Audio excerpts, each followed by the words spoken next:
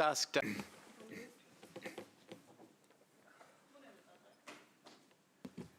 Morena tātou. Kia horo te marino, kia whakapapa paunamu te moana. Hei huarahi mā tātou I te rangi nei, aroha atu, aroha mai, tātou ia tātou katoa. Huie tākie. Tākie. Thanks, Jackie, and good morning. Welcome everyone to District Plan meeting. We've got a little bit in public, obviously, this morning, and then we'll move into PX. We're scheduled to 2 o'clock, but I anticipate we could be done by 12:30, and give you a bit of time before the hearings meetings this afternoon for those who are involved. So we'll work through, there's some formal resolutions, but it's in PX, it'll be a little bit more relaxed. The main thing is that everyone's comfortable and has an understanding of the direction of travel, so, but we can talk to that more soon. So firstly, we'll go to apologies. I have apologies from Councillor Pascoe, partial apologies from Councillor Martin. Yeah, it's popping up, function at 10, and I'll be trying to get back. Thank you. Thank you, and apologies for lateness from Deputy Mayor and Councillor Bunting. If there's no others, I'll move they be accepted. Seconded by Councillor Angela. Thank you. Confirmation of agenda. Sorry. Any against? Carried, unanimous. Confirmation of agenda. Has everyone got a copy of the run sheet? I'll move. Seconded, Councillor Angela. Those in favour? Any against? None. Carried. Declaration of interest. Yes, Mr. Chair. I would like Mish or through Blair to recirculate what is required of us, and I'm sorry to belabour this point, and I realise obviously there's an item in confidential, along with many other members of this committee. I suspect I have some impact in terms of zoning, etc., and it's just a matter of whether or not the declaration we've made that we have a property interest, in my case in Hamilton Central and Hamilton East, is sufficient. Okay, I might just hold your question over, Councillor Ewan. Yeah, thanks, Mr. Chair. Look, I'm a number of items may involve, particularly any discussions with Plan Change 5 and 9. I'm just signalling that I'm just really an observer here today. I'm not on the committee, but I'm just observing. Thank you, noted. Councillor Mark, do you want to throw one in for good measure?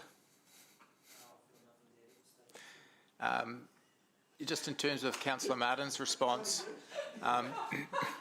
Lachlan, do you want to come forward? Mish isn't here. I just wonder if you want to just comment where we're at as a committee.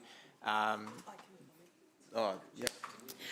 So, Councillor Martin, it's at your discretion whether you determine that you want to make a declaration under each and every district plan committee due to zoning, or whether you have made the declaration through your interests that are on the website and that is sufficient for you. We cannot force or make that decision on your behalf. Well, with respect, that is not helpful, because this applies to all of us, and this is where I would like Lachlan to be crystal clear. With respect to you, I think that's an undue burden on individual members. I mean, what I did want from what I want is clear advice as to whether or not our register of interests is sufficient for this whole exercise in that, and I'm talking about broad zoning changes which are partly council's doing, partly being imposed on council. So I just want to know if that is sufficient, that we merely note where we live, what property interests we have, and that apart from that we don't believe, in terms of the general advice and the content of this committee, anything further is required. Lachlan, do you want to come up? And just, I think discretion is an interesting word. I just want some reassurance that that is sufficient. Thank you, Councillor Ryan. I think the short point is that it doesn't need to be overcomplicated. register of interest that all elected members are required to complete just simply needs to be constantly updated as necessary. So if there are new and additional interests, like for example property interests or property acquisitions within the city, we just need to make sure that those are recorded in the register of interest. And then there simply needs to be some kind of linkage in the minutes of this meeting to the record which is kept. And that in my mind will be sufficient. Councillor Gallagher, you mentioned recording where you live. I think what's more important is the nature of the interest you have in the property, whether it's just simply as an occupant or a tenant, or whether it is actually an owner of land within the city. So it's the ownership that I think is, and your financial interest in the property, which is more important or equally important in terms of the question of where you live. So all I'm saying is I think what you've said is, and this applies, I'm asking this not just for myself obviously, but as a general rule, that as long as the register of interest is updated and linked to this meeting, then that meets that particular test. Correct. Thank you. Thanks, Martin. Thanks, Lachlan. Thanks, Amy. Okay, public forum, not required in public. We've got one in PX we'll come to. Confirmation of the District Plan Committee minutes of the 10th of March, page 5.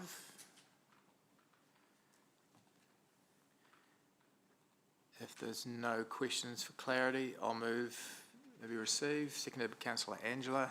Those in favour? Any against? Carried unanimously. Welcome, Mayor Paula. Chair's report, page 6. Look, I'll just take this as read. It's just really to, sort of as I alluded to at the start, just some key fundamentals that we're moving through and signalling some of the ones that are coming up. The draft infrastructure report we touch on in the next session, but that's an exciting piece of work which is crucial to this council. District Plan webinar, which is a great communication tool of the staff, which was an update largely of the MDRS bill and council's response. The commissioners, which you all know, was supported and ratified at formal council, which is significant. And our neighbouring councils are actually leaning in on our direction and guidance. So I guess that affirms the path or direction we're taking. And then I'll get Lachlan to touch on the future-proof and Te Ture Whaimana qualifying matter a little bit later on as well. But just at a high level, really important that all elected members have visibility of this work stream as we go into the notification period later this year. So are there any questions?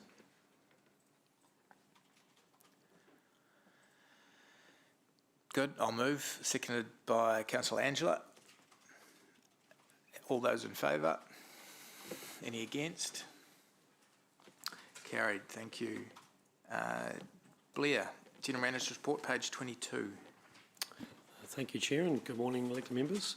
Quite a comprehensive General Manager's report this meeting. No decisions sought, but obviously providing some quite comprehensive updates in terms of our communications program. And as you'll be aware, the communications becomes a vitally important part of the project or program now as we sort of head towards notification and obviously our pre-engagement and post-engagement through that process. There's also a lot of information there around the various elements of the work program. So Plan Change 12, Plan Change 9, the deferral of Plan Change 10, the work that's happening there around Te Rapa, but also updates on the private plan change for Ruakura, and also an update on the Peacock Plan Change process, Plan Change 5. There is also information in the report on the Fairfield-Endley partnership, and Ben Scott is here for any questions on that particular element. And also a comprehensive update on risks, which we track both at the project and program level. So again, some quite comprehensive risks that we're aware of here that the team are balancing and we're mitigating. And just finally, some comfort on the financials, that we are tracking within our budget envelope in terms of the current financial year. We are looking at the forecast and the budget for the future years. I'm just conscious that a number of things have changed since we first put the project together, but comfortable with where the budget sits at the present time. So through the Chair, happy to take questions, or through the team, any questions that you may have on the General Manager's report. Thank you.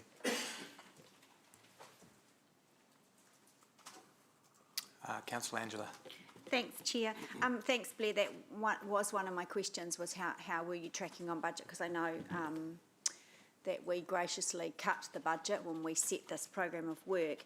But just talking to, on page 25, just one of the milestones, and it's in yellow, whatever yellow is, it's not green, so it catches my attention.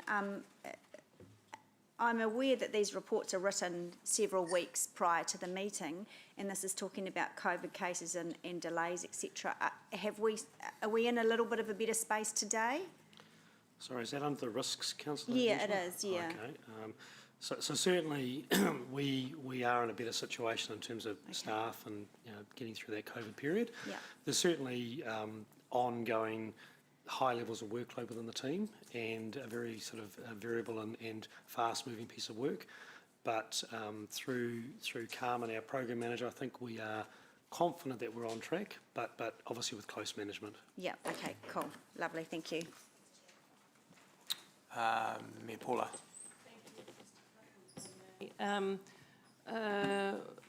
Firstly, around Te Ture Whaimana and the qualifying matters, and I'll acknowledge, so it's on the record, that my involvement as co-chair of the WRA, I don't think it's a conflict, but I think it's a matter just to be noted. Just in terms of the assessment against the performance of our Three Waters infrastructure against Te Ture Whaimana, just wondering if you can alert me to what's happening to keep pace with the review, because the Te Ture Whaimana is under considerable review, and I don't think it'll be a lightly once-over kind of review of the vision and strategy. I think it'll be much more comprehensive. So keeping up with that, can you give me, I believe you're working with Julian quite closely, so is that how you're keeping up with what the board is doing around the review? Yes, I wonder whether Mark Davey may wish to just come forward to respond to that one. Sorry, I'm not trying to dump one on you, but just, because it's a very fast-moving... Could you just come forward to the top of Yeah. Kia ora koutou. Also declaring my conflict as a board member on the WRA. Look, the review is underway, but there's nothing that's come out of it. So for the purpose of the work that we're doing, we're using Te Ture Whaimana as it currently stands. We are engaging with the WRA representatives just to make sure that we're not going off track. But for the work that we're doing right now, we're basing it on Te Ture Whaimana that exists today. Okay. So And I think, Mayor Paula, just to add to that, and you have rightly touched on it, we through Julian have engaged his services to assist us with ongoing engagement, consultation, and that whole wider field. So absolutely we will stay in touch as that review progresses, Mayor Paula. Cool, thank you. I think we actually have to, but I won't speak to that in any detail. Just in terms of, and thank you for the good report, it's really easy to follow. I have had a strong interest in the revitalisation of Enderley Fairfield, and so I'm really pleased with the partnership that we're going to sign with Kāinga Ora, and that's all around the housing side of it. Just wondered, and I did have a very good conversation with Ben, thank you very much, the other day. Oh, you're happy for you to answer it. For the information of other people, other councillors, my intention 2 years ago in talking about Enderley was to have an equivalent of a strategic spatial plan for Enderley, like you would have for a new greenfield area. So in other words, we really revitalise it from end to end, and we know exactly how that phases. Sorry, we're just getting to questions. So I want to know, this is the housing bit, where I just want to have it shared, please. Could you share what's happening with the rest of it, the health, the social stuff, and how that's all going to come together in one place? are we going to see a strategic spatial plan for Enderley, or just the various different work streams separately reported? Ben, thank you. Sure. Through the chair, thank you, Mayor. The purpose of that partnership plan, which is currently under draft, and I note that I'll be bringing it to the July DB committee in a draft form. That will speak to not only the immediate housing opportunity from a Kaingora redevelopment perspective, but also the broader the wider opportunity and activities of those other partners from the community sector. So within that partnership plan, it essentially will lay out the first 2 to 3 years of immediate activity that's happening, and not just Kaingora's activity, but council's investment in the area in terms of renewals and roading improvements, and then also tracking what Te Runanga and what Te Koha Health, and so capturing all of the activity in a short term, and then it's with them also laying out what is that 5 to 10 year aspiration and opportunity.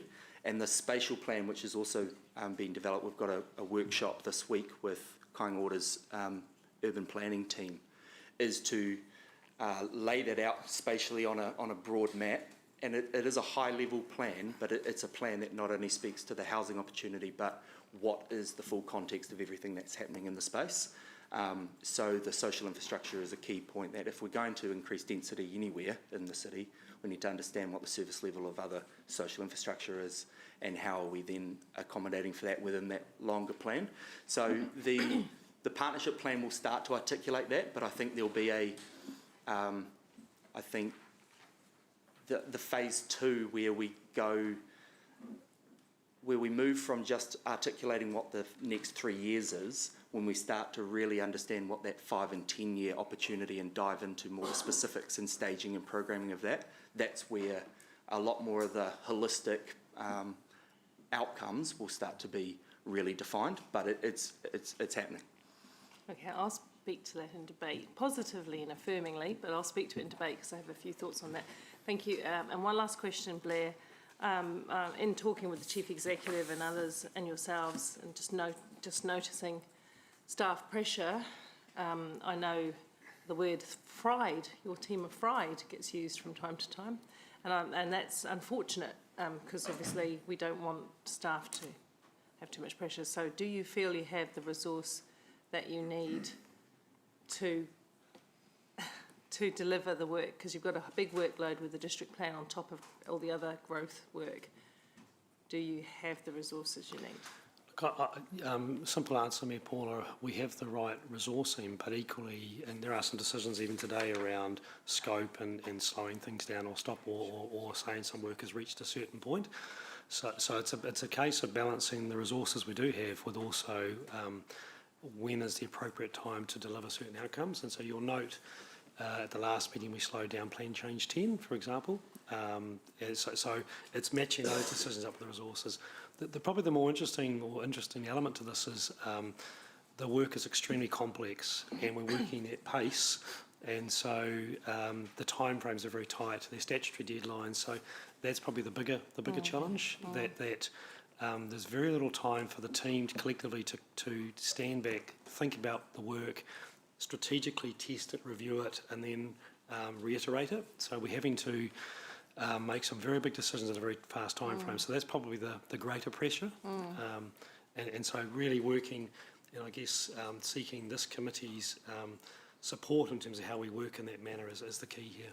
So that communication with central government about the load, the pace and scale of change they put upon us still remains a relevant conversation for me to be having with ministers, doesn't it? Yes, it does. And I think if you think about the wider context, and councillors will note this from our submissions, one of the points that we made was that we're still trying to get a head around all these RMA changes, but there's RMA reform also happening right now. And our point was we almost need to be able to bed some of the changes that have been asked upon us right now in terms of medium density residential standards, MPSUD, but we're at the same time having to grapple with and contribute to RMA fundamental reform, as well as all the other reforms. So yes, Mayor Paula, it's a key consideration for us both the district plan team and the wider organisation. Thank you. As long as you've got your head above water, I'm We do. more settled about it. Thank you. Thanks, Mayor Paula. It doesn't appear to be any more questions. Would you like to move that? I'll move, yeah. General Manager's report. Sarah, would you like to second?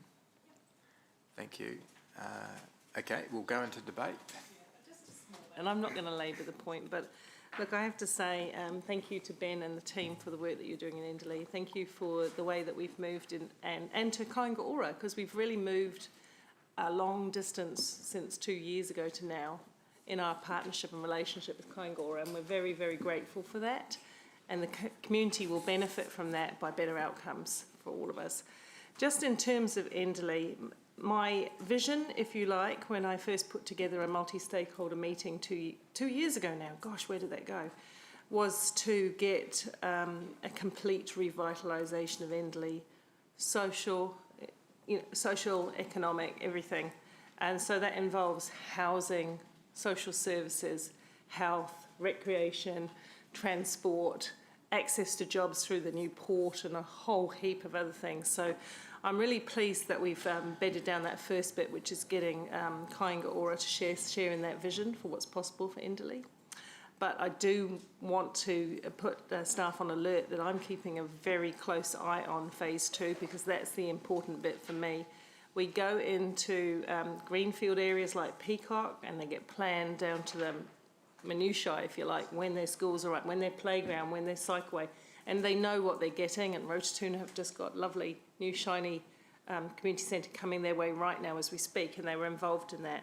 My fear is that we leave some parts of the city behind, the older parts, and it's not just Fairfield, Enderley, but we can't do everything overnight, I appreciate.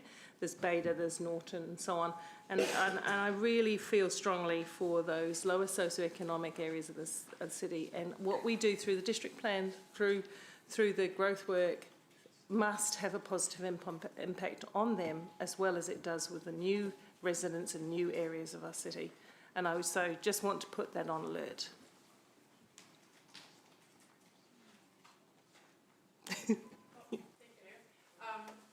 Mayor Paula has inspired me to say a couple of words. I absolutely support investing in our existing areas in our city. We have allowed intensification to happen without the supporting infrastructure, and that's had really negative impacts on a lot of our areas and a lot of our neighbourhoods.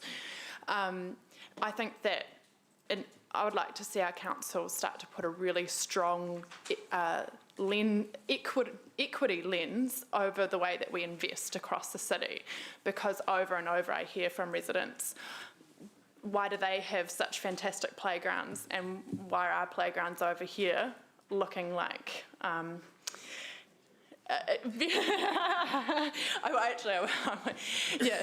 looking a bit more like prison equipment or something. You know, I've heard some.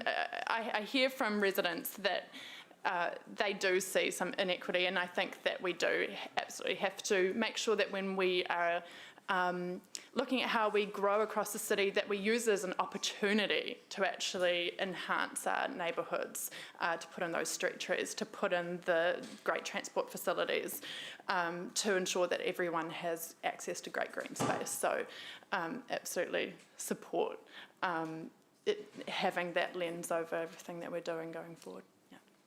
Thanks, Councillor Sarah. Councillor Martin. Thank you. And no disrespect for the previous speakers, the words talk cheap. And as you know, I'm incredibly frustrated that we need to link all of our plans and aspirations to the DUI through our long-term plan, annual plan, and that and I know you're going to take us on a walkabout tour, instead, and I know I've belaboured this before, there's enough pictures, 1,000 words. Just walk in those streets and say, is this the ideal urban environment? What mistakes have we created in the past? Because intensification, if you like, has caught up with us. There are some positive aspects of intensification. There are some negative aspects. And making sure that all of our future planning is future-proofed in terms of matching our zoning and our planning, and as Paula and Sarah have said, to the actual infrastructure And, you know, what does the streetscape look like? Where is the nearest park? If you look at a particular high-density apartment, is it a glorified human rabbit hutch, or is it some place that you'd want your kids to be brought up in? And trust me, frankly, I've got a feeling that there's one or two glorified rabbit hutch for humans, and my heart sinks. Having said that, I recognise that the heap of really good development as well, really good development. But, Mr Chair, it's getting that balance. The time for, you know, and obviously we in local government, dare I say it, can make lots of lovely speeches. We will be judged by the kids and the grandkids that live in this city today by actually what we do in terms of the actual marrying the planning with the infrastructure and the urban landscape. So, yeah, recognise that massive issues ahead of us. Thanks, Martin. Hang on. Hang on. If I could in a minute. Yeah. Yeah, look, I was just going to endorse everything that's been said so far, some excellent words, and I think it's actually going to be a nice segue to the conversations we have in PX shortly. And I can concur also that prison equipment is not the best playground equipment, so I'm keen to lift the bar on that one, no pun intended. Mayor Paula. I was sitting there wondering what metaphor Sarah was going to find in the back of her mind for that playground. And then Martin topped it with human rabbit hutch, and I thought, oh, great. But, you know, look, I think it makes the point that we all feel quite strongly, and you're absolutely right, Martin, about the DUI, which is why I am, and Blair knows this, and Ben knows this, bless him, that I am going to keep on that case, because this is just one part of the city and there are others.